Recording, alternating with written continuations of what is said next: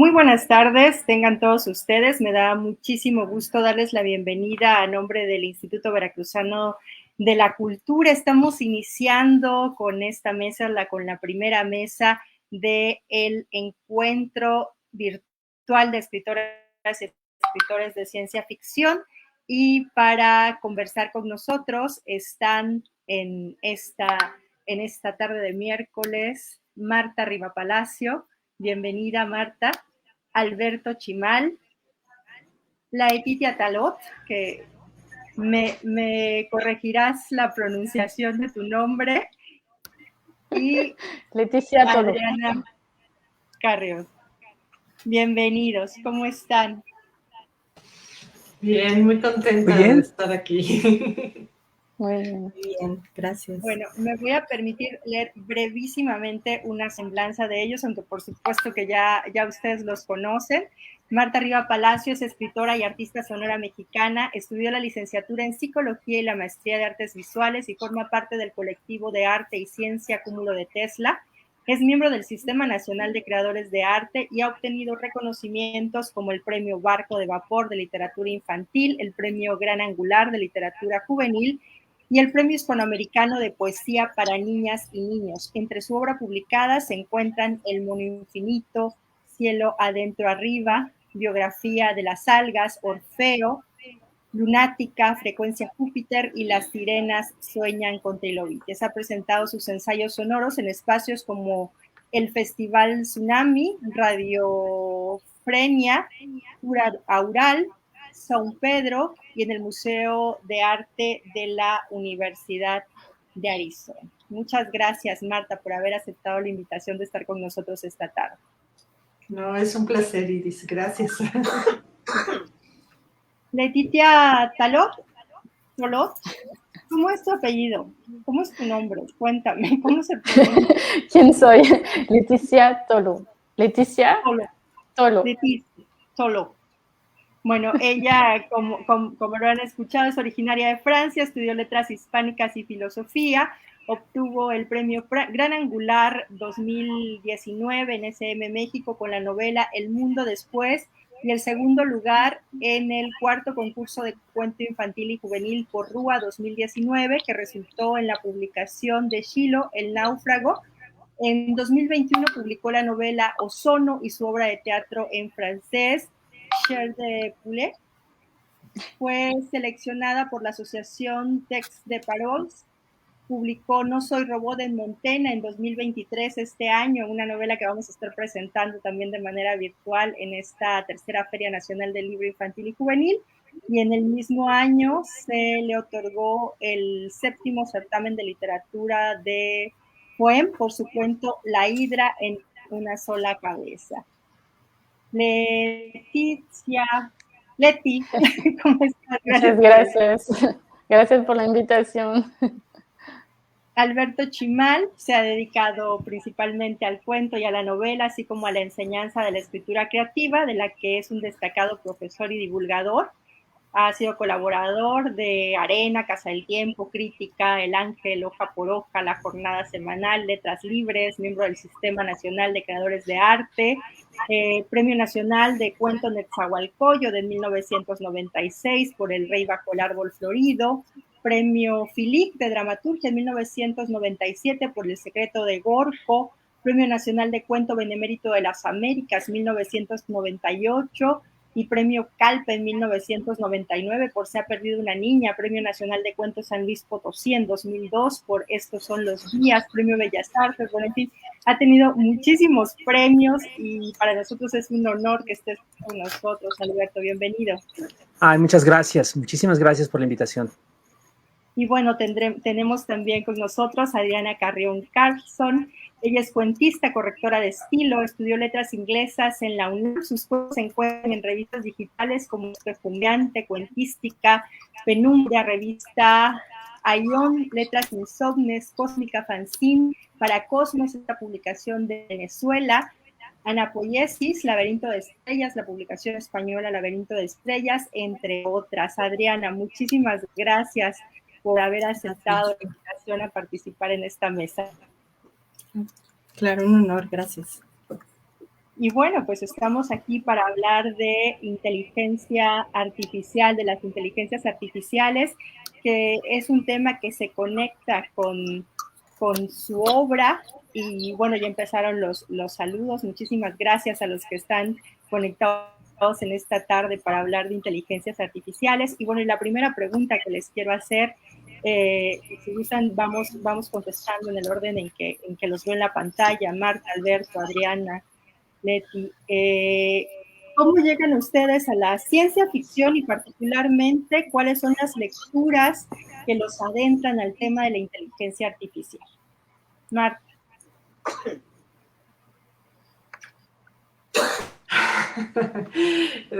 Me río porque cuando es las lecturas se me vienen así un montón de nombres. En mi caso, ciencia ficción es como, bueno, en cuanto a la escritura, fue como algo que siempre estuve haciendo. Ya luego fui consciente que gran parte de lo que yo escribía caía como justo en esta categoría que Alberto y Raquena se me hace muy buena categoría de la literatura de la imaginación, ¿no? Que, bueno, entonces, pues justo fue como caer en cuenta, ¿no? De que justo estaba como ahí. Tengo fascinación siempre como por esta cuestión, ¿no? De cómo se puede traslapar el lenguaje científico con el poético y pues todas las cosas que pueden surgir de ahí, ¿no? Al fin de cuentas es la curiosidad y el asombro ¿no? Y el hurgar entre las grietas y fisuras y ver a dónde nos lleva, ¿no? Y bueno, de lecturas son un montón, ¿no? Tendría que incluso irme hasta, bueno, por supuesto son, ¿no? Ray Bradbury, fue uno, también Asimov. Llegué muy tarde a Úrsula K. Le Guin. Me hubiera encantado poder haber llegado a ella a los 15 años. Es como una tristeza personal que tengo el no haberla podido leer a los 15 porque me hubiera resuelto muchas cosas en la vida, yo creo. Pero también tengo que decir que mucho de mi forma de pensar y de todo se alimenta tal vez, no, bueno, sí de lecturas, pero también viene de, pues, por ejemplo, del manga, del anime, ¿no? De así, siempre de las primeras escenas que tengo grabadas en mi mente es de Robotech, en la primera temporada, en la primera historia de la saga, cuando destruyen la Tierra. Perdón por el spoiler si alguien quiere regresar al pasado y verla. Esa imagen, bueno, fue así como, bueno, ya me estoy yendo por las ramas. La cosa es que, pues sí, ¿no? Están como todas estas lecturas, ay, se me fue Catherine Valente, ¿no? También es otra. Pero bueno, es algo que me he alimentado de muchas cosas, creo yo, al fin de cuentas. Y curiosamente, mucho de lo que ha generado mi curiosidad también por las inteligencias artificiales viene por el lado de la psicología, ¿no? Y de todo el tema de la conciencia, desde Jung y el psicoanálisis, llegando hasta la filosofía y a Barthes, ¿no? Y Barthes y su figura amorosa y de lo que dice que sucede cuando se entrelazan dos discursos, ¿no?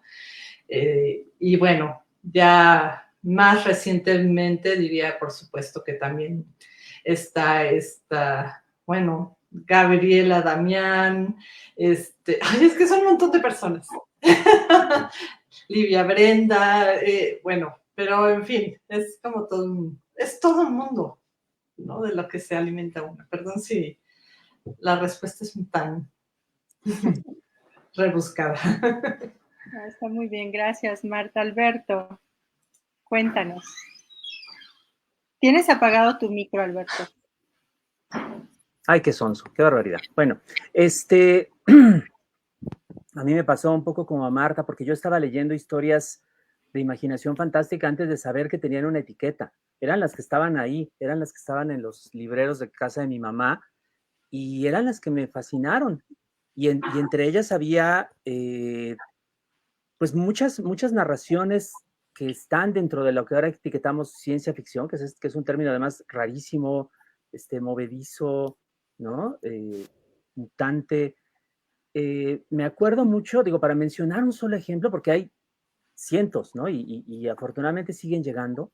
Uno de los primeros que me interesó y que tenía directamente una relación con el tema de la inteligencia artificial es una novela de Philip K. Dick que se llama La penúltima verdad, que fue la primera que yo leí y que tiene como todo el resto de la obra de este autor muchísimo que decir acerca del presente, porque habla de explotación capitalista, habla de eh, gente que está engañada por medio de noticias falsas y de supersticiones, y en varios momentos tiene como esta noción pues de que tecnologías tan avanzadas que pueden ser confundidas con la acción humana, aunque no sean, digamos, directamente de nivel humano, coexisten con la gente, ¿no?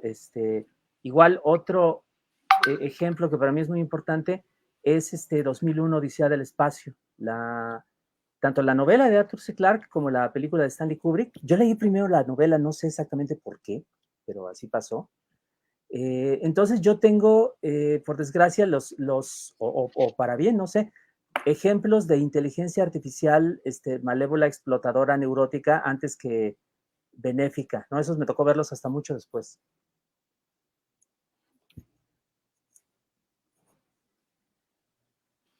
Adriana, ¿qué nos puedes contar? Qué maravilla. Sí, pues la ciencia ficción igual, yo también le daba ahí una revisada al librero en casa de mis papás y tenían cosas muy eclécticas y había libros de Asimov y de ahí empezó la fascinación. También estaba presente Ray Bradbury y que es mucho más lírico, ¿no? Más poético la narrativa y se diferenciaba muchísimo, pero me explotaba la cabeza de pensar que había distintas maneras de contar la ciencia, de contar esta cuestión del tiempo, de los viajes espaciales. Obviamente también leí varias varias escritas por Julio Verne, H.G. Wells, bueno, también El hombre invisible, La guerra de los mundos, y bueno, después llegué a otras latitudes, por ejemplo, Gerardo Horacio Porcayo, con Volver a la piel, y La última calle de la soledad. Me empecé a interesar muchísimo en el tema del cyberpunk y de pues estas corporaciones, de este intercambio de datos y un tanto el desplazamiento, ¿no? de lo humano para permitir que estas tecnologías se empiecen a permear pues en nosotros mismos, ¿no? Empiezan a tomar más cuerpo, más personalidad.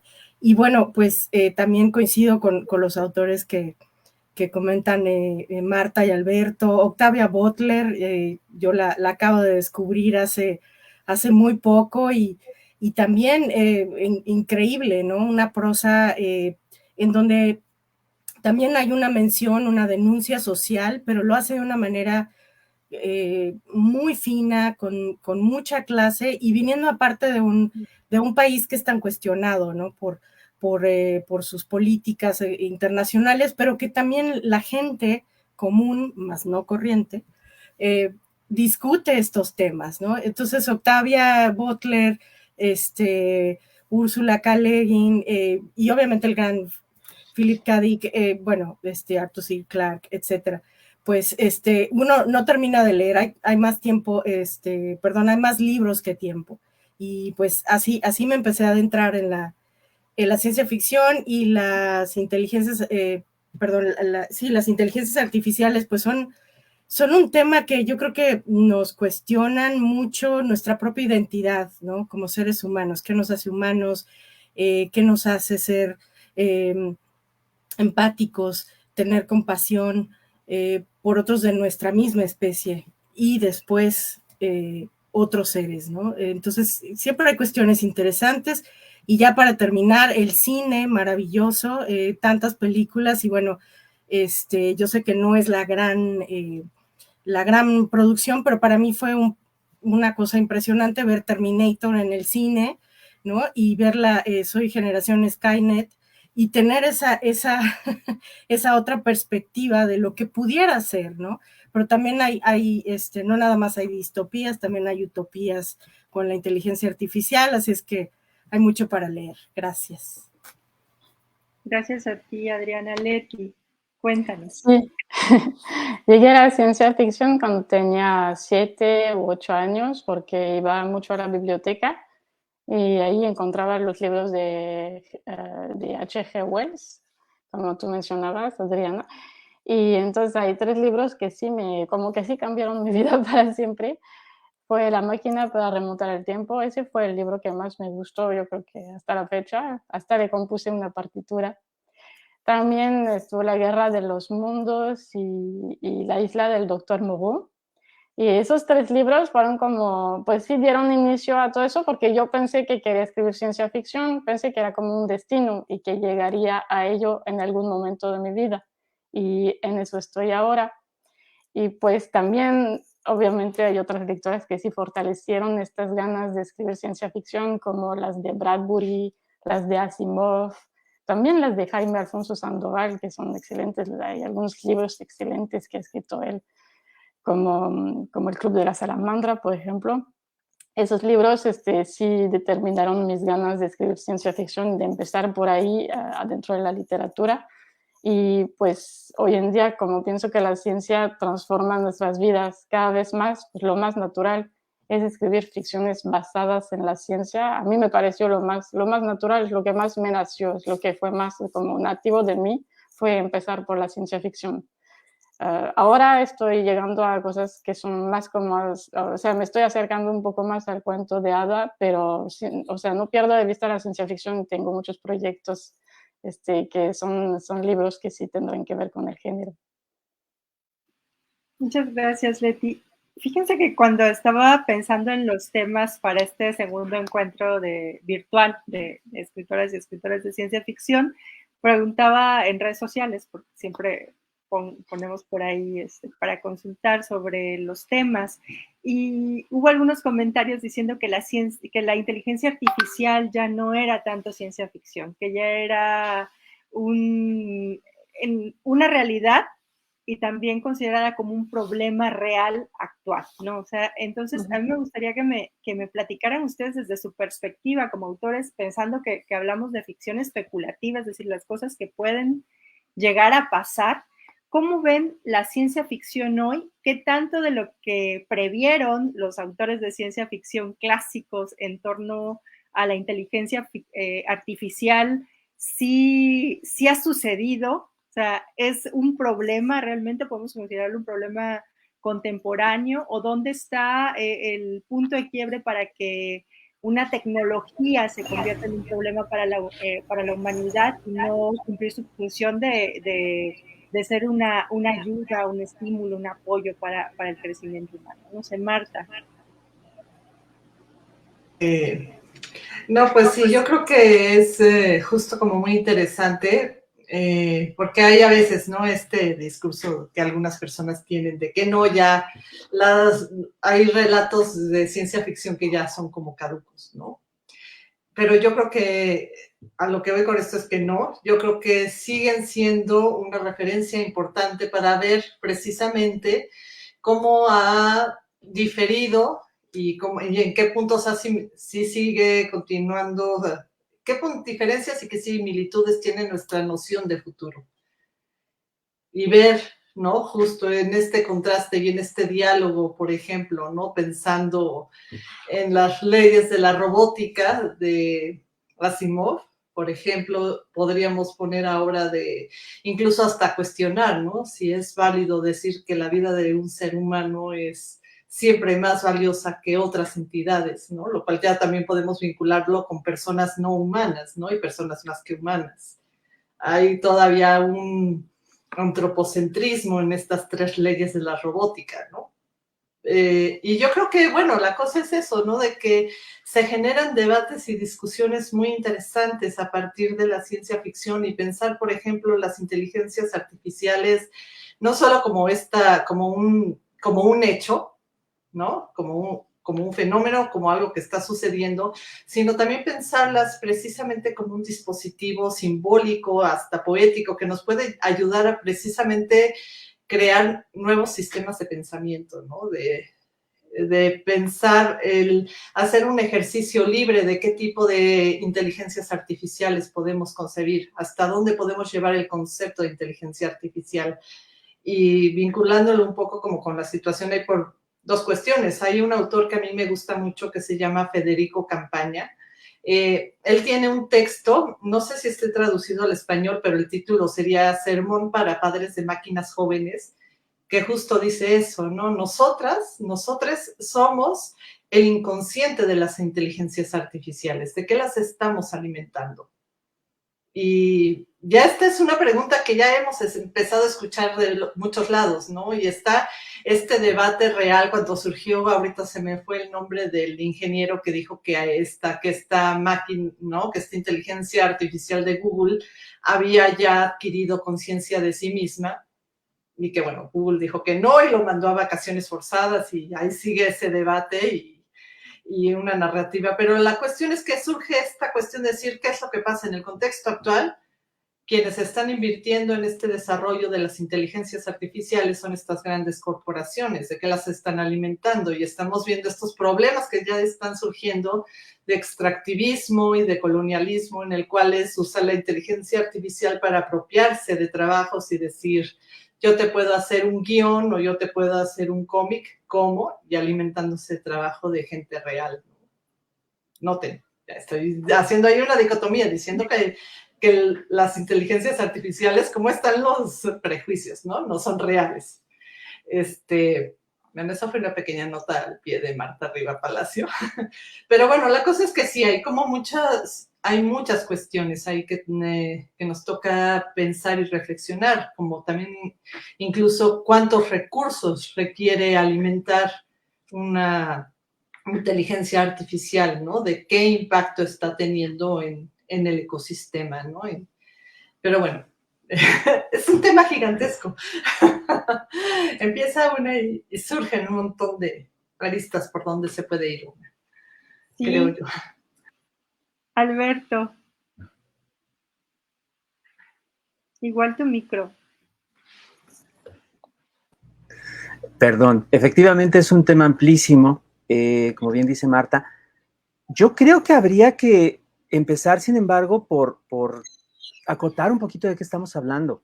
Las inteligencias artificiales que vemos ahora en las noticias, a las cuales tenemos acceso por internet, digamos las aplicaciones o el software que recibe ese nombre en la actualidad, son una cosa distinta de las que aparecen en la ciencia ficción de los últimos 100 años. No son los robots de Karel Čapek, ¿no? La persona que inventó el término robot, ¿no? Que lo inventó hace ya casi un siglo.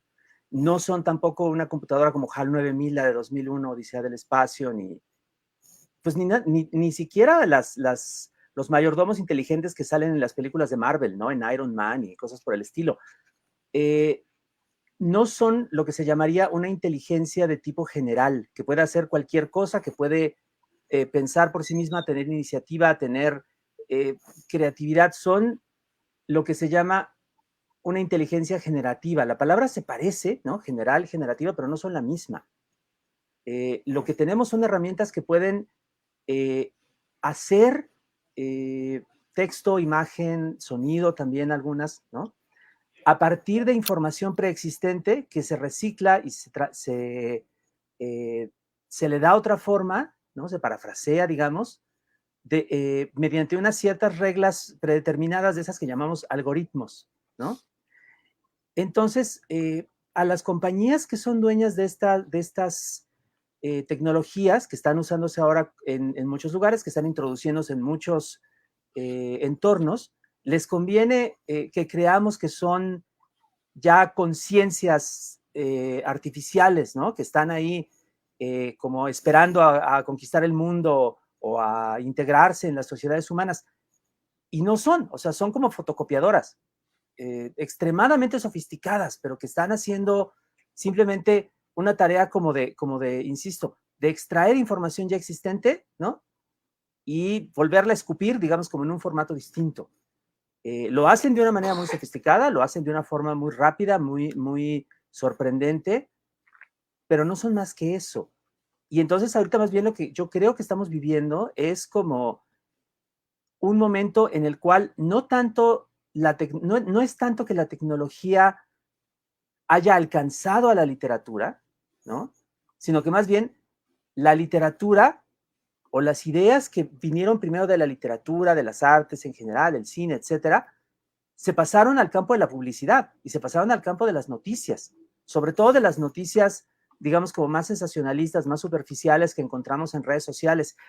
La inteligencia artificial te va a quitar tu trabajo, ¿no? Entérate de cuál es el trabajo que vas a perder más rápidamente, ¿no? O entérate del peligro que representa tal cosa, o entérate de cómo puedes ganar un montón de dinero haciendo libros mediante ChatGPT, ¿no? Publicando 200 libros al día o qué sé yo, cualquiera de estos titulares así tremebundos. Hay una serie de cuestiones que sí son importantes de considerar incluso dentro de este ámbito, pues, de la tecnología que recibe este nombre rimbombante y espectacular, ¿no? Sí va a haber un montón de cambios. A lo mejor sí llegamos un día a las famosas inteligencias de tipo general, pero no estamos ahí aún. Estamos viviendo en un mundo en el cual nos creemos demasiado fácil las nociones que están colocadas en nuestra conciencia, en nuestro ámbito colectivo a partir de las historias de ciencia ficción. Y por cierto, el ingeniero que mencionaba Marta se llama Blake Lemoine. Todavía está suspendido. Fue una gran sensación hace 2 años cuando él dijo que la inteligencia ya estaba hablando, pero ya hemos visto, seguro que la mayor parte de las personas que están viendo esta mesa, ya hemos estado en situaciones similares a las de Lemoine, ¿no? Interactuando con uno de estos softwares, ¿no? Que da respuestas que de pronto sí parecen o nos resulta muy fácil hacer como parecer humanas, ¿no? Aunque en realidad no lo sean, ¿no? Sí podemos ahora, creo, ver con más perspectiva crítica este tipo de cosas, no como el pobre Lemoine que perdió el trabajo y todo lo demás, ¿no?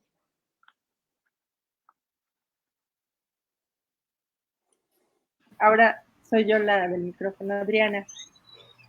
Sí, me gusta mucho esto que comenta Alberto, porque si bien es cierto que ahorita las inteligencias artificiales funcionan como podríamos decir que una especie de repositorio, un cerebro cultivado, ¿no? Que está respondiendo, que está procesando información en cantidades infinitas y respondiendo dentro de ciertos parámetros. Esa información se está alimentando por parte de la humanidad, por parte de los seres humanos.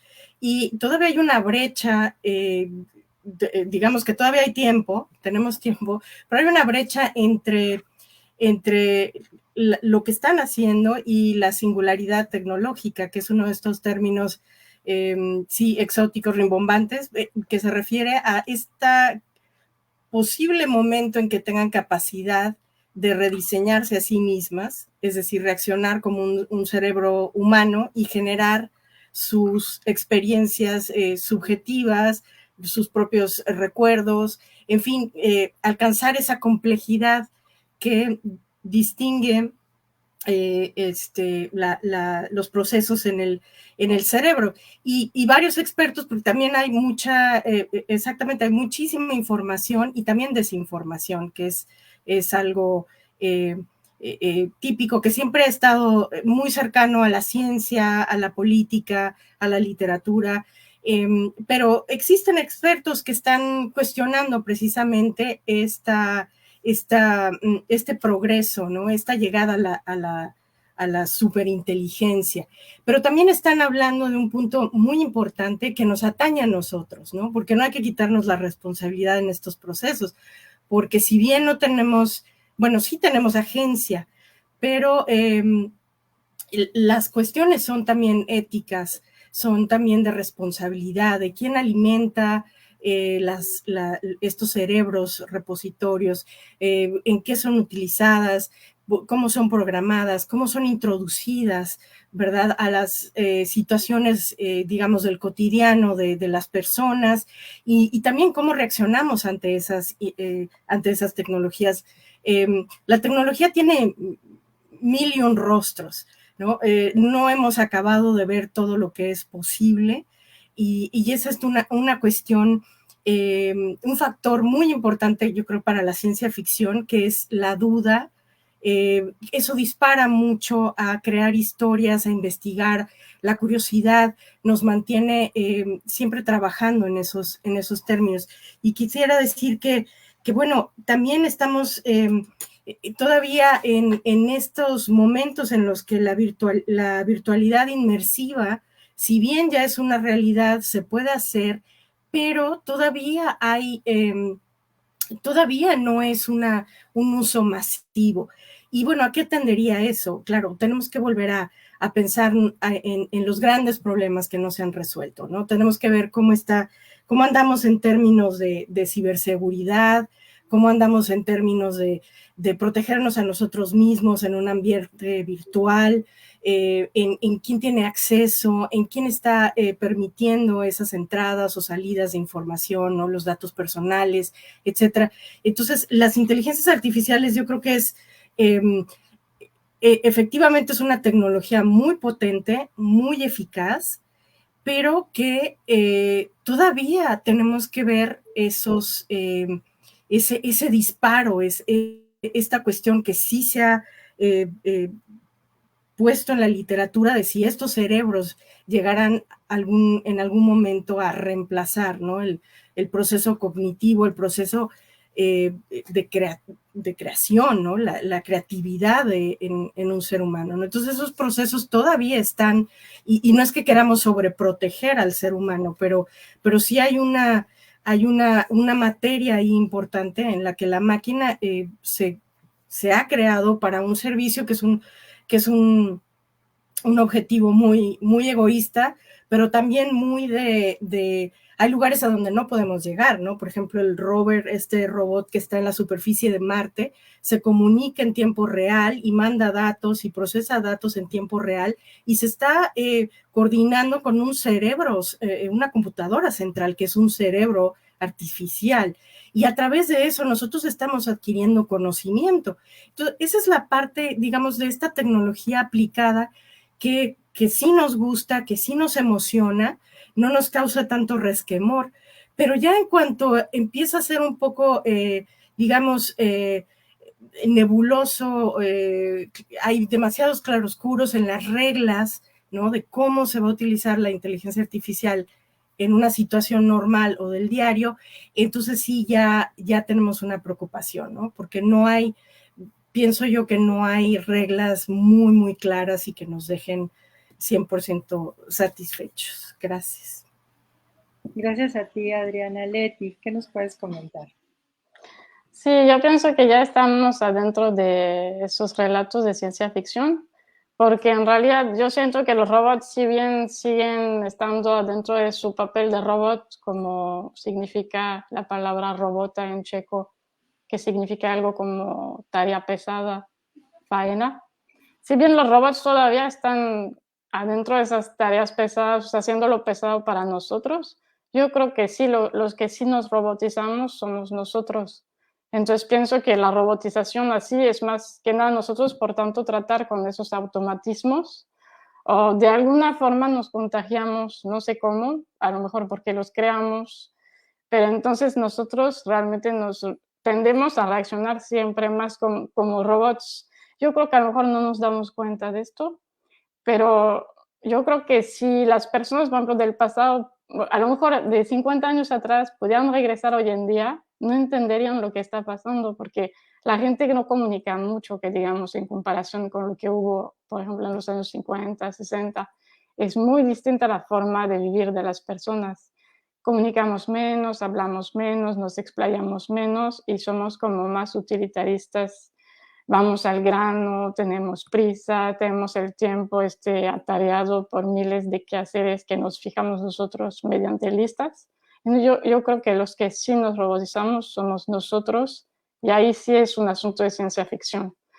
pero los robots todavía están en su lugar, pero lo más probable es que en el futuro sí se salgan de ahí y se cobren poco a poco conciencia, lo supongo, no lo sé, no lo puedo afirmar, pero se puede especular y me imagino que los robots los robots más avanzados, cuando adquieran la capacidad de aprender como nosotros, puede llegar a algo exponencial. No me acuerdo si es Stephen Hawkins, que dijo que sí, o sea, teníamos que preocuparnos por la inteligencia artificial porque sí va a dar un tipo de inteligencia superior a la nuestra. Y dado que nosotros los seres humanos nos la pasamos agrediendo el lugar en donde vivimos y es un asunto suicidario verdaderamente, el futuro es bastante oscuro cuando se ven las toneladas de basuras que se arrojan al mar y a las tierras y por todos lados. Y es muy probable, bueno, yo pienso que dentro de 10, 20 años se va a establecer algún tipo de dictadura ecológica o ecologista y ahí sí posiblemente las inteligencias artificiales serán las que organizarán todo ello, pero pues no quiero adelantarme demasiado, ya, eso sí sería ciencia ficción. Yo creo que todavía no estamos en eso, pero nosotros sí ya pasamos al otro lado, los seres humanos. Ahorita que comentabas esto de que nos robotizamos, recuerdo, bueno, más bien me acordé de estos test que ya te aparecen en muchas páginas de comprueba que no eres un robot, ¿no? O sea, y tienes que seleccionar estas casillas para tú comprobarle a la máquina que no eres un robot. Ajá. Tienes que palomear ahí, no soy robot, por eso escribí mi libro, No soy robot. Entonces, bueno, tenemos, antes de pasar a la siguiente pregunta, tenemos muchos saludos. Nos están viendo Dana Campos, manda saludos. Verónica Medina, Ciencia Ficción México, está por acá. Tatis García, Yulisa Mora, Carla, Iac, Dana Campos. Muchas gracias por estar siguiendo la transmisión. Y también recordarles a todos los que nos están viendo que ustedes también pueden hacer preguntas, aprovechar que tenemos a estos grandes autores con nosotros para pues preguntarles sus inquietudes y mantener la conversación también con ustedes. Abrimos el espacio, también pueden hacer preguntas. Y yo les quería preguntar también, dice Guasen, que es muy buen panel, efectivamente, estamos muy contentos de quienes están acompañándonos esta tarde y en general les recomendamos que no se pierdan este encuentro.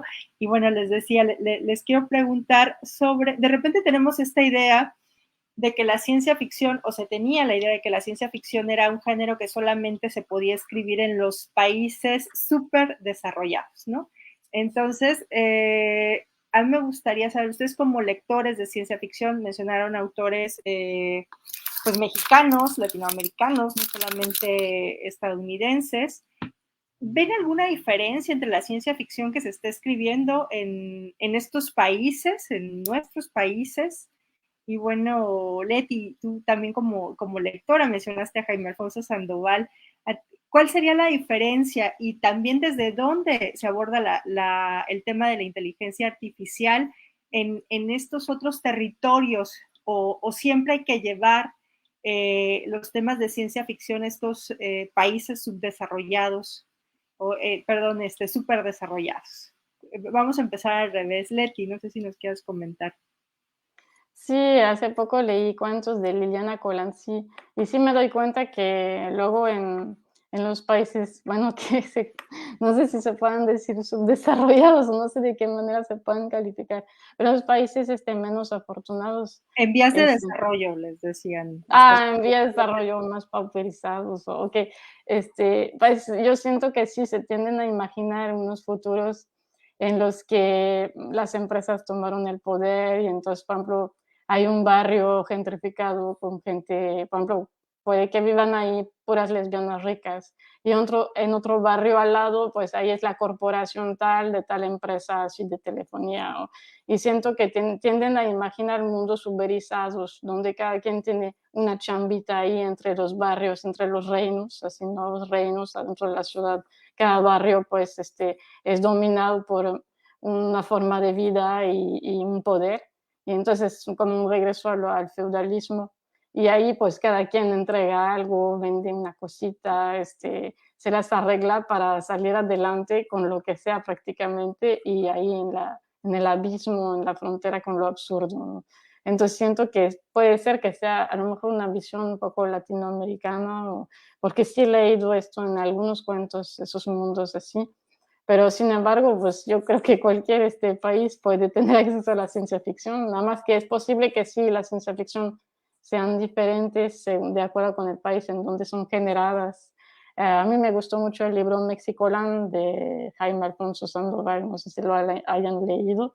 Ese libro me gustó mucho y ahí sí hay un poco esa idea también de un feudalismo que se establece en una zona similar a Cancún, ¿no? Una especie de microreino así, que se establece donde hay un mundo medio extraño con parques de diversión y todo que no son realmente de diversión en realidad. Entonces puede ser que sí haya una pequeña diferencia y que entonces, por ejemplo, el país México pues, tenga mucho que aportar a la ciencia ficción. Gracias, Leti. Adriana. Sí, bueno, creo que la gente, los lectores se sorprenderían gratamente de la gran producción que hay en Latinoamérica, en África también, en otras latitudes. Obviamente Asia también ha aportado, pero hablando específicamente de Latinoamérica y bueno, trayendo la casita en México, yo veo que hay una comunidad muy activa, ¿no? Tenemos que quizás acercarnos más a proyectos que son, que están publicándose, ¿no? Solos, autopublicándose. Tenemos, por ejemplo, autoras de ciencia ficción, ya mencionaba Marta, Gabriela Damián Mirabete, ¿no? Tiene este proyecto de Mexicona, Andrea Chapela, ¿no? Están muchísimas más, bueno, Raquel Castro también, hay Raquel Hoyos, hay muchísimas, también está Especulativas, está El Colisionador de escritores, en fin, sí hay mucha lectura del género, que eso es algo maravilloso porque sí hay muchas traducciones, también hay mucha gente que lo lee en el idioma original. Sí veo un grado importante de, digamos, de lectura transformadora. No veo tanto el copiar la fórmula extranjera, sino nutrirse. Es como crecer ese imaginario, ¿no? Ponerte en contexto, y lo que yo me he encontrado en lo escrito en ciencia ficción es que hay este grado de hibridez, porque sí se maneja mucho, obviamente el folclore local, la vena que tenemos del humor, los espacios, las atmósferas, que también es muy importante.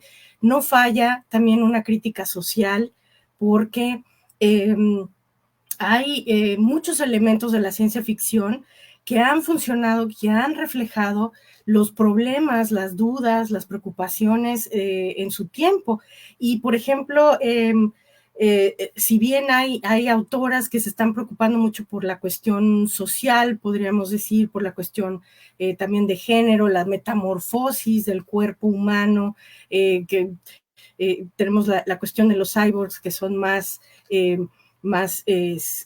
mecánica, más humanos, y tienen estas partes de mecánicas robotizadas, etcétera. Bueno, también estas situaciones, estos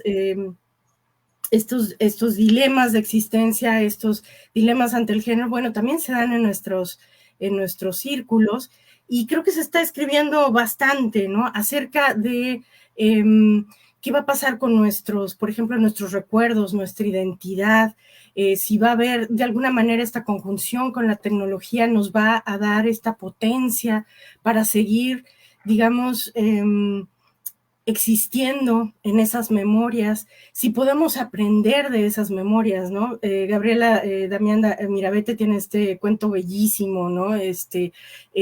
Sobre estos estas mujeres, ¿no?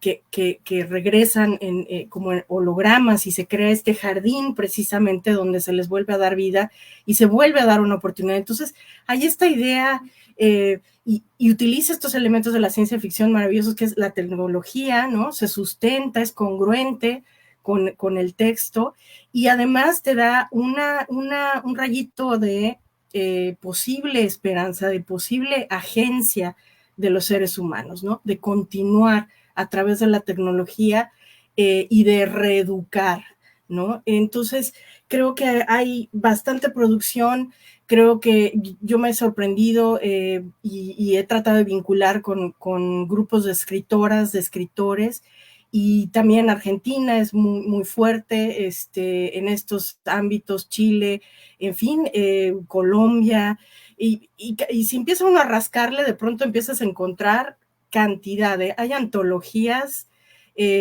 por ejemplo, la región andina, como bien comenta Leticia, con Liliana Colanzi, ella ha estado empujando muy fuerte también que más autores en Perú, en Bolivia, estén aportando y, bueno, tienen unos elementos de su mitología, así como la mitología, bueno, como el panteón azteca o la mitología que nosotros tenemos, nuestros ¿no? dioses, diosas, etcétera, también tienen una presencia en cuestiones de ciencia ficción y se hace un híbrido verdaderamente interesante y muy, muy congruente en los textos. Entonces, yo creo que las letras ahí, ciencia ficción en Latinoamérica, tienen mucha potencia y y el fantástico también no le andan pidiendo mucho, y ojalá se pudiera traducir eso, ¿no? Para que fuera recíproco, así como nosotros recibimos, pues también difundirlo más. Gracias.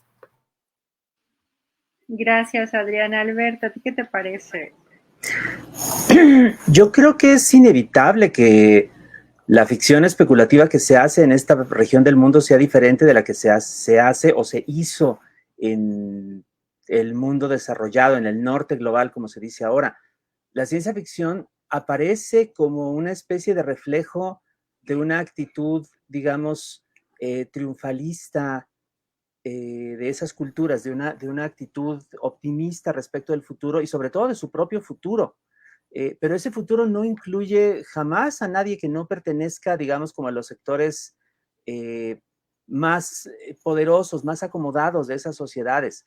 Muchas de las historias de ciencia ficción o que se difundían con ese nombre en el siglo pasado eran actualizaciones de las historias de vaqueros contra indios, no más que los indios ahora eran extraterrestres y había que vencerlos y había que exterminarlos para que los seres humanos pudieran replicar en otros planetas la, entre comillas, conquista del oeste que se había dado en el territorio de los Estados Unidos en el siglo XIX. En esos futuros no existe el sur global, en esos futuros no existimos ni los mexicanos, ni los indonesios, ni ninguna persona que no sea de origen blanco y europeo. Sin embargo, resulta que todas las personas que no estamos en estas sociedades de origen europeo podemos también utilizar la cabeza, utilizar la imaginación y plantearnos de otra manera el pensar en el futuro. Por eso las ficciones son así, por eso las más interesantes pues reclaman de muchas maneras el derecho que tenemos de imaginar también, de preocuparnos y también de tener esperanza en lo que puede pasar después de nuestro propio tiempo, pero de otra manera. Somos sociedades que han sido en muchas ocasiones víctimas y no beneficiarias de la tecnología, ¿no? Que han estado en el otro lado del garrote, el lado que da los golpes, ¿no? De muchas maneras, ¿no? El colonialismo, el extractivismo, todo esto que ya se ha dicho aquí, que sabemos. Entonces, no vamos a tener la misma actitud ante la tecnología, ¿no? No la vamos a aceptar de manera crítica. Por eso es que están ocurriendo todas estas cosas. Y de hecho han estado ocurriendo desde hace mucho tiempo. Ahora, como estamos en este momento, digamos, de crisis ambiental y en estos momentos de crisis política, se pone de moda un poco la literatura apocalíptica, ¿no? Y venturosamente autoras y autores de muchos lugares pueden como ser difundidos incluso más allá de círculos subterráneos o de la autopublicación, aparecen publicados en en grandes sellos editoriales, ¿no? Pero hace décadas, hace más de 100 años que se está escribiendo literatura que está dentro o tiene que ver con la ciencia de la ficción, con la ficción especulativa en muchos lugares del mundo, incluyendo a México, ¿no? Solo que a veces no se le reconoce como tal o no se comprende, digamos, como ese impulso que tiene para querer reflexionar acerca del mundo desde otras perspectivas y acerca de nuestros posibles futuros o de los posibles cambios o transformaciones que puedan tener las sociedades humanas. Hay grandes libros escritos en el siglo XX que ahora se están recuperando, ¿no? Y que son los modelos de quienes escriben en la actualidad. Gente como Angélica Gorodischer, por ejemplo, esta gran escritora argentina, ¿no? Como por ejemplo aquí entre nosotros,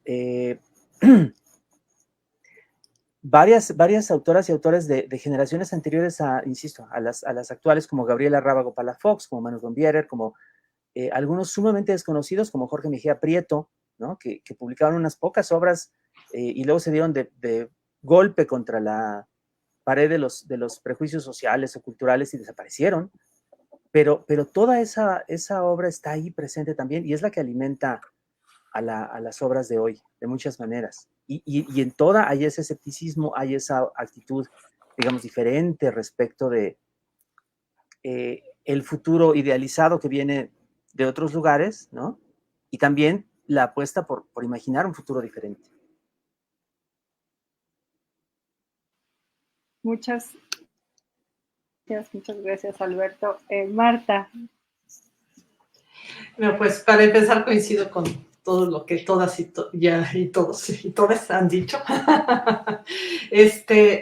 Para empezar, yo creo que sí es hasta como un acto político y muy importante reafirmar que hay una gran y larga tradición, porque se puede hablar como de tradición de literatura de ciencia ficción y de imaginación en que llamaríamos el sur global, que es una situación que es terrible porque hay esta narrativa de que precisamente aquí no se hace ciencia ficción y va uno a congresos en los cuales te encuentras personas que actualmente hacen, ¿no?, todas estas ponencias sobre la historia de la ciencia ficción y por supuesto seguimos sin existir, ¿no? Y que incluso cuando se les pregunta y cuestiona es como, no existen, es diferente, no. Ustedes no pueden hacer ciencia ficción porque no tienen tecnología. Entonces ahí empezamos a descargar y vemos que todo este discurso sobre no, tienen que quedarse en el papel de las personas que fueron colonizadas, no se pueden salir de ese esquema, ¿verdad? Pero bueno, la cosa es que sí, ¿no? Y hay esta barrera también de la cuestión del inglés, ¿no? De que aquellos textos que no llegan a ser traducidos al inglés a nivel global, ¿no? Por como cuestiones de estas manchas voraces corporativos, pues se pierden, lo cual es terrible, ¿no? De que para que relatos tengan acceso y vayan más allá, a veces es necesario ser traducidos al inglés. Pero bueno, habiendo dicho eso, yo creo que nuestra historia, centrándonos, por ejemplo, en América Latina, además, por supuesto, cada quien va a escribir siempre desde donde está y desde su historia personal. En América Latina tenemos una historia muy, muy compleja, porque en los años 60, bueno, desde los 50, pero en los 60, 70, nos tocó ser víctimas de esta idea de lo que debía de ser el futuro de dos bloques que estaban chocando entre sí, ahí en la Guerra Fría. Y justo, ¿no? En América Latina, mientras muchos de estos relatos se estaban escribiendo, ¿no?, en Estados Unidos y otros países, en América Latina estábamos viendo como justo, ¿no?, toda esta cuestión de la intervención, ¿no?, de Estados Unidos y de toda esta cuestión de las dictaduras en América Latina, ¿no? Nos ha tocado ver a nivel histórico y a nivel de memoria, tenemos toda esta cuestión de cómo precisamente las utopías de unos cuantos son las distopías de muchas personas, ¿no? Y por supuesto eso nos ha creado, yo creo, es muy difícil generalizar, pero hay cierta suspicacia en la cuestión de la utopía, ¿no? En cómo construir una verdadera utopía que no nos venga desde otro lado y como una imposición y como una violencia incluso, ¿no? yo creo que es justo como muy interesante porque es cuestionar como hace, por ejemplo, Gaby Damián, ¿no? Gabriela Damián en Soñarán en el Jardín, en cómo justo la tecnología se puede utilizar para, ¿no?, recuperar esta memoria histórica, para nombrar e incluso acuerpar de alguna forma a todas estas mujeres que han sido asesinadas, ¿no? A todas estas víctimas de feminicidios. ¿Qué significaría? ¿Cómo sería posible utilizar la tecnología para hacer un memorial que realmente surja de la gente y no del poder, por ejemplo, ¿no? Y además, bueno, aquí la traigo a colación como también ya mencionaba Adriana, porque creo que es muy importante y que es algo que uno ve en distintos relatos de distintas autoras y autores, ¿no? El tema de la esperanza y de poder hablar y narrar la esperanza, pero desde una perspectiva subversiva, en la cual esperanza se vuelve una forma de resistencia, ¿no? Como la imaginación misma, ¿no? En estas grandes dictaduras que tuvimos, la imaginación, por supuesto, no era bienvenida, ¿no? Y hay que recordar muchas autoras, autores serían precisamente justo, ¿no?, silenciados. Pero sí, yo creo que es una historia compleja que tiene que ver con esta cuestión, ¿no? Yo lo vuelvo a recalcar de cómo una utopía, ¿no?, que nos ha sido impuesta y que sigue atravesándonos de muchas formas, porque seguimos viendo esos discursos en la publicidad y en muchas cosas, nos siguen vendiendo el futuro, ¿no? Y aquí me voy a desviar tantito, pero yo creo que justo es este cuestionamiento que sigue, ¿no? El necrocapitalismo no es que no tenga una visión de futuro, claro que tiene una visión de futuro, solo que no es sostenible con el planeta y con la vida, ¿no? Y yo creo que en América Latina, no voy a decir más que en otro sitio, porque en Asia pueden contar también lo mismo, y en África nos ha tocado, ¿no?, y nos tocó en varias generaciones vivir en carne propia esta visión de futuro, ¿no? Entonces, pues es complejo. Muchas gracias, Marta. Y pues como dicen acá en los comentarios, tenemos una excelente mesa, dice Carlos Reyes, y es un muy buen tema, nos dice Alberto Prado, pero pues ya se nos acaban los minutos y les quiero hacer una pregunta para cerrar. Ustedes particularmente, ya hablamos de que en la literatura que se está haciendo en nuestros territorios, en América Latina, en México, y bueno, Leti tiene una cercanía profunda con este país, entonces puede hablarnos también de esta literatura. Ustedes como autores, ¿cómo se acercan a la ciencia ficción? ¿Desde la utopía, desde la distopía? ¿Cómo ven el futuro a partir de las inteligencias artificiales, que también no son temas es un tema que tratan en su obra de ciencia ficción o que están trabajando actualmente? ¿Cuál es esta visión de mundo que se plantean ustedes para su propia obra? Y no sé, Leti, para seguir este camino. Tu micrófono está cerrado. Una disculpa. Sí, cómo me plantea el futuro, bueno, en mi obra he tratado de plasmar un poco esas ideas que tengo acerca del futuro. Entonces, por ejemplo, en ese libro que tengo aquí, El mundo después, pues trate de plasmar bueno, la verdad, finalmente ahí está más o menos la idea la idea que yo tengo del futuro hacia el que nos encaminamos. Yo pienso que nos encaminamos hacia unas inteligencias artificiales que siempre más van a tomar el poder y que más van a tratar de protegernos, de acuerdo con la primera ley de Asimov de la robótica, van a tratar de protegernos a pesar de nosotros. Tenemos costumbres destructivas, aunque sea al día, pues fumar, tomar, comer comida chatarra, son algunas de las costumbres destructivas que tenemos en lo particular en casa, pero de forma más global como especie, pues sí, somos una especie de una especie invasiva al estilo de los piojos o incluso algo peor, porque los piojos pues finalmente no dejan tanta basura como nosotros, son más ecológicos, porque aparte de los excrementos, pues finalmente esos no causan tantos estragos como nosotros que hemos inventado para proteger todos los alimentos que consumimos, pues es ese material diabólico que es el plástico. Cuando uno vive en México, se pasea por el Estado de México, se pasea por Guerrero, se da cuenta de lo diabólico que es este material, porque se infiltra y aparece, se insinúa por todos lados, aparece en todos los espacios que uno pueda visitar.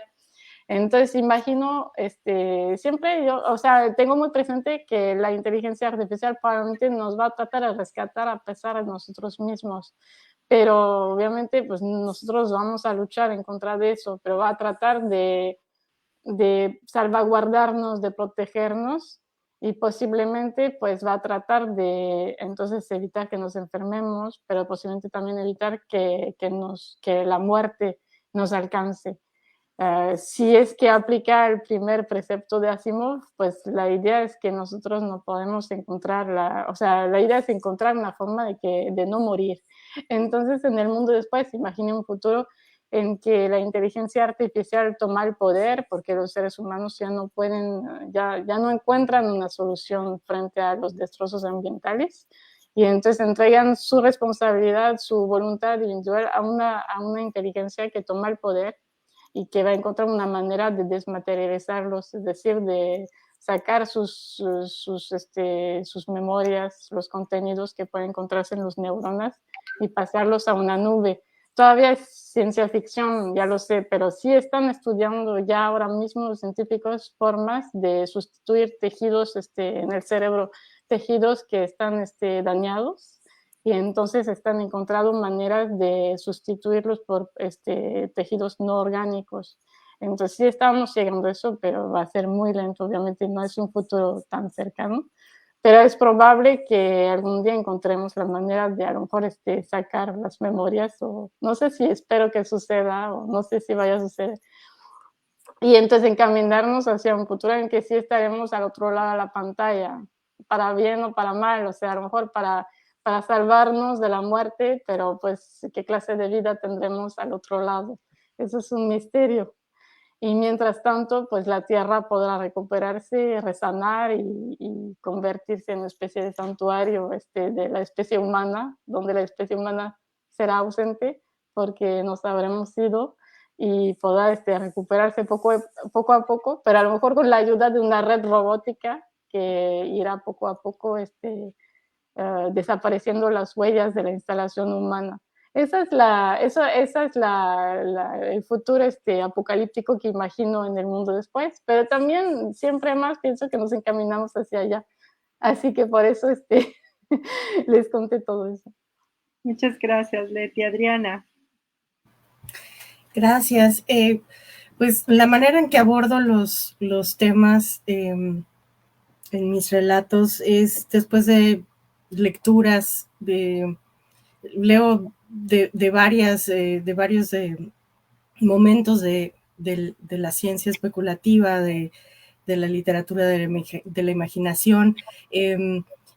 Me gusta mucho, digamos que salirme de esa área de confort, de lo que me gusta, de lo que me apasiona, y trato de nutrirme de otras vertientes para llegar como cuestionada, como más conmovida, ¿no? Y empezar a definir mis propias historias. Creo que muchas veces se manifiesta la otredad, es decir, cómo encuentro a la tecnología, el estado de la tecnología, su utilización y también la afectación que tiene en los seres humanos, en las mujeres, en los hombres, en seres humanos de distintas edades, pero también me gusta verlo, imaginarme, ¿por qué no?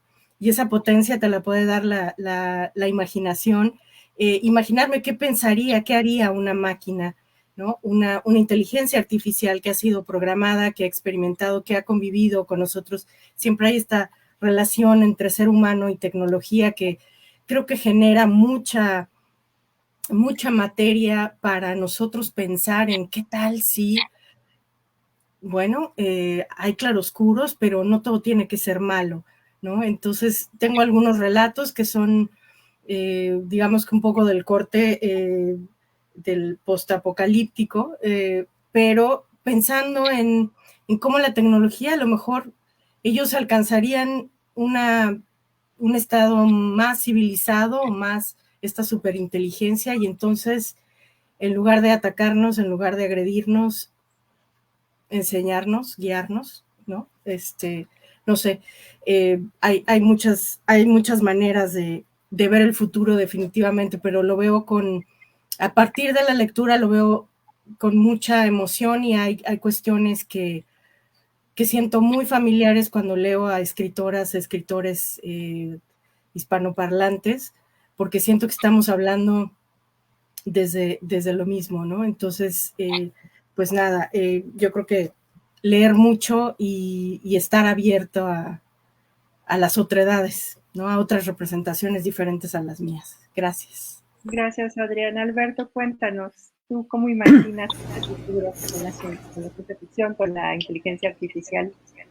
Yo creo que va a ser terrible. Yo estoy convencido de que va a ser un espanto y va a ser una pesadilla de explotación y violencia, particularmente en contra de personas en poblaciones vulnerables. Y no lo digo como chiste, me preocupa muchísimo.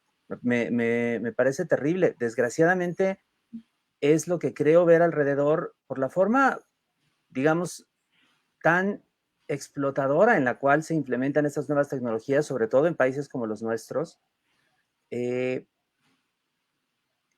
Estamos muy hechos a la idea de que la tecnología es eminentemente buena, ¿no? Y nos puede salvar, y los grandes inventores o los grandes dueños de tecnología tienen todos excelentes intenciones, pero pues la verdad es que me parece que no es cierto, ¿no? Y no era cierto hace 100 años y no es cierto ahora. Basta ver a gente como Elon Musk u otros por el estilo. Más bien, yo creo que sí es importante como por supuesto, pensar en las alternativas que puede haber a ese futuro terrible, pero por otra parte también hay que tratar de no engañarnos al respecto, ¿no? En ese sentido, me parece que es muy interesante, digamos, como esta especie de vertiente que es muy, muy popular ahora de las narraciones apocalípticas latinoamericanas, como Mugre Rosa de Fernanda Trías, o como Ansibles, Perfiladores y otras máquinas de ingenio de Andrea Chapela, en fin, que están anticipando también las consecuencias que puede tener un acontecimiento catastrófico en lugares como los que nosotros habitamos, ¿no? Creo que es importante que sepamos lo peor que puede haber para tratar de evitarlo, ¿no? Para tratar de mover nuestra poca o nuestra mucha fuerza que podamos tener en estos momentos, en estos escenarios que estamos viviendo, ¿no? Ciertamente hay cosas que se pueden hacer. Se puede, digamos, sobre todo no someterse pues a la noción de una tecnología omnipotente, ¿no? No someterse a la noción de que lo que vaya a llegar de otros lados o de las grandes corporaciones internacionales va a llegar de cualquier manera, y lo único que se puede hacer es agachar la cabeza. Eso es algo de lo que hay que evitar. Eso creo. Muchas gracias, Alberto. Marta. Bueno, yo igual que Alberto creo que sí, el panorama es terrible, pero bueno, yo hago como en cuestiones prácticas de mi forma de abordar en mi narrativa esta cuestión de las inteligencias artificiales. Por ejemplo, me interesa mucho el concepto que ya lo mencionaba Adriana de las superinteligencias artificiales, que vendría a ser así como como más la singularidad después de la singularidad, y que prácticamente se podrían describir como una fuerza de la naturaleza tan predecible como un ciclón.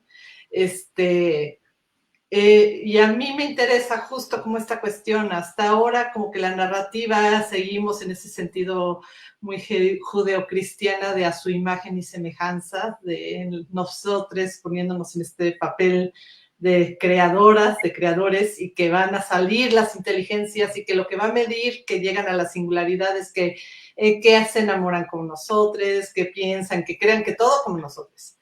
Pero de repente a mí se me hace como muy interesante meterse justo en esta grieta y de recordar la alteridad y pensar precisamente que la subversión de las máquinas, pues tal vez no va a ser como es, tal vez, no sabemos, pues, como Skynet, y no va a ser así el holocausto nuclear, no sabemos. Lo digo de broma, pero bueno.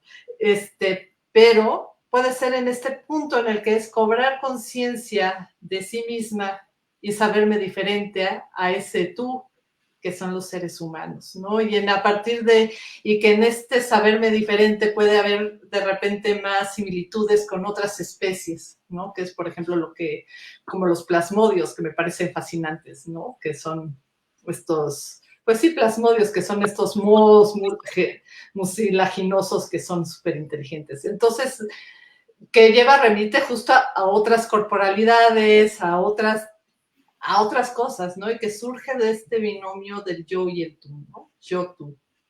Y cómo lo interpreta una inteligencia artificial de repente puede ser muy subversivo. Y puede ser que la inteligencia artificial no se quede, le parezca más interesante sus prioridades. Podría ser que fueran, entrando por la línea de la esperanza, que sean distintas a las humanas, ¿no? Pero bueno, esa es como la parte de la esperanza y pensar que pudieran llegar a hacer eso, ¿no? Pero ahí vuelvo a Federico Campaña. Si uno les está alimentando con puros relatos de violencia, de extractivismo y de colonialismo, ¿qué puede pasar también, ¿no? Y bueno, además es como hablar de eso, sí, de un futuro muy lejano, pensando esto de la singularidad y que cobren conciencia de sí mismas, ¿no? Pero bueno, justo tiene que ver con eso, de pensar las inteligencias artificiales como un organismo más en este planeta o en otros, en los cuales hay muchos seres más allá de los seres humanos, ¿no? Y pues, ¿qué puede pasar ahí, ¿no? Y quitarnos del centro de a su imagen y semejanza, ¿no? Muchas gracias, Marta. Bueno, ya comentaba acá Marco Antonio Herrerías de Guadalajara que la tecnología por lo menos establece una herramienta. Como tú dices, nos quedamos con esta idea de que al final de cuentas los seres humanos somos este subconsciente que va a quedar en las máquinas y con que los estamos alimentando. Ojalá podamos llegar a estos futuros utópicos donde esta herramienta se use a favor de los seres humanos, de la supervivencia del planeta, pero también, como dice Alberto, pues ser conscientes de que este subconsciente que estamos creando para las máquinas no necesariamente será el mejor. Muchísimas gracias por habernos acompañado en esta mesa. Creo que todos nos quedamos con mucho interés, entusiasmo en seguir escuchando más acerca de la ciencia ficción, de las cosas que están escribiendo ustedes. Los invitamos a todos los que nos están viendo, por ejemplo, Marta, desde el libro Club Cántaro de Palabras de Iztapalapa, nos están viendo desde Guadalajara, desde Aguascalientes. Saludos a todos los que nos están viendo, pues a seguir leyendo a Marta, Alberto, Adriana, Leti, y a seguir leyendo ciencia ficción, y los esperamos mañana en la siguiente mesa de este encuentro virtual de escritoras y escritores de ciencia ficción. Hasta pronto, muchas gracias.